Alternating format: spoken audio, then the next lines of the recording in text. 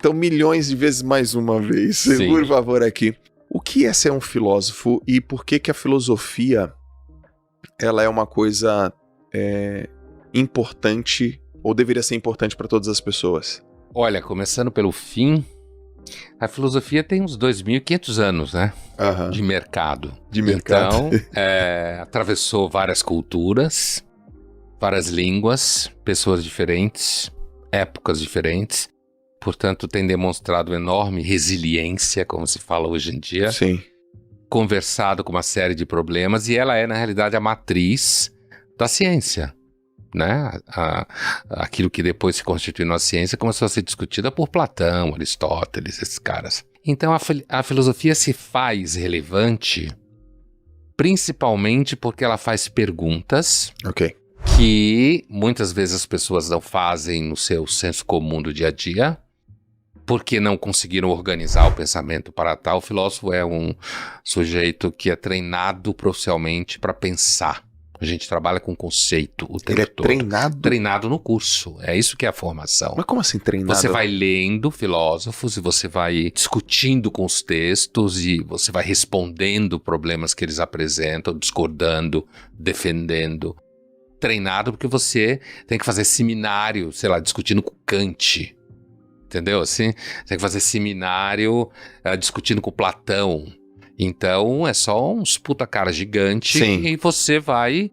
é como se fosse uma espécie de, sei lá, musculação do cérebro, sei lá como falar isso. E então a filosofia se faz relevante porque, inclusive, ela coloca perguntas que são perguntas produtivas, né? Que afetam as pessoas, seja existencialmente, espiritualmente, politicamente, afetivamente, socialmente. E com isso ela foi criando campos de estudo, desde a ciência, ciências humanas, ciência política, psicologia, tudo nasceu a partir da filosofia. E essas ciências acabaram se constituindo como métodos, como um objeto específico, né? Política, ciência política, sociologia, sociedade, psicologia, vida psíquica ou comportamento, enquanto que a filosofia ela permanece completamente livre, porque ela não tem que dar resultado nenhum. A única coisa que ela tem que fazer é perguntas incômodas, entendeu? Esse é o compromisso da filosofia.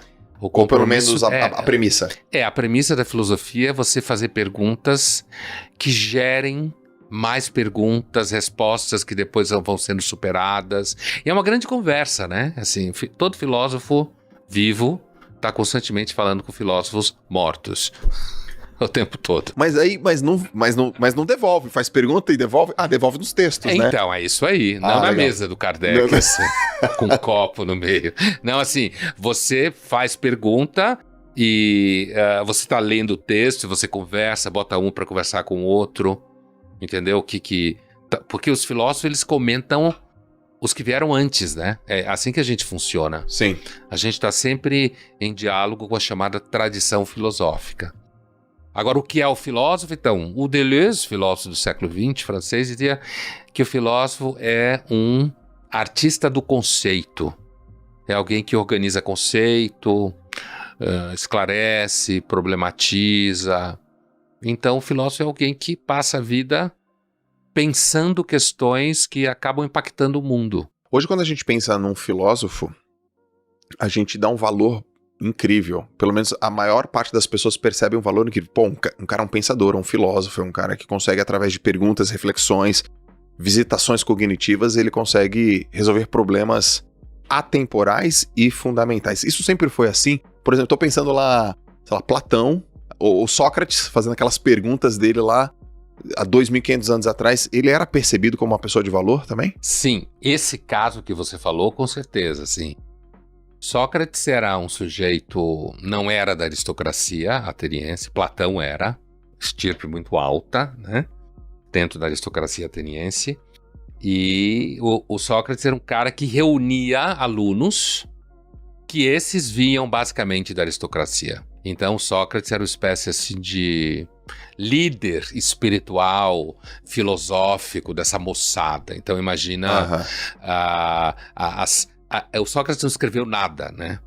Então, tudo que a gente sabe do Sócrates é do Platão, que escreveu, em que ele aparece nos diálogos do Platão. Então, a gente nunca sabe exatamente até onde vai o Sócrates e onde começa o Platão. entendeu? Há um consenso de que o Sócrates é principalmente a figura da maiêutica, das perguntas, a ideia de que quanto mais eu sei que nada sei, e não é o cara da metafísica que fala do mundo das ideias, esse é o Platão mesmo. Então, quando você pega Atenas, que você citou aí os filósofos eram famosos mesmo. Era tudo gente famosa. Aristóteles, que era macedônio, não era de Atenas, mas foi para Atenas estudar com Platão. Mas mesmo se você falar dos epicuristas, dos estoicos, né? Stoia em grego é pórtico. Os caras ficavam naquela região ali onde se faz negócio, que tem um teto, colunas, paredes vazadas. E o Zenão ficava dando aula de filosofia ali. O nome do lugar é Stoa, em grego, virou estoicismo, né? E então lá era importante, em Roma também na antiguidade os filósofos são figuras bem importantes, nesse sentido que você falou. Ao longo da Idade Média, aí você tem um espaço físico maior, uma descentralização. Então, é claro, São Tomás de Aquino dava lá na Sorbonne, então ele era um cara famoso entre as pessoas que participavam daquele ambiente. Ou mesmo dentro de conventos, né? Porque eram muito... O próprio São Tomás era dominicano. Então, assim, agora se você pula, por exemplo, você vai para o século XVII, os filósofos são membros da elite, muitos deles ricos, bem formados, estão envolvidos inclusive com o nascimento da ciência. Então, pensando na tua resposta, ao longo da história, os filósofos que ficaram famosos, que chegou até nós, eram famosos. Então os livros foram publicados e outros discutiam ele, xingavam ou concordavam, e acabou se constituindo numa massa que chegou até nós. Agora, hoje no Brasil, eu diria para você, o Brasil hoje vive uma situação um pouco parecida com a França, porque na França, filósofos são celebridades desde os anos 60.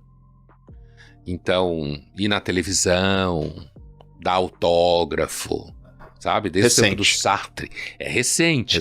Em comparação ao Brasil, filósofo virou celebridade, sei lá, nos últimos 10 anos.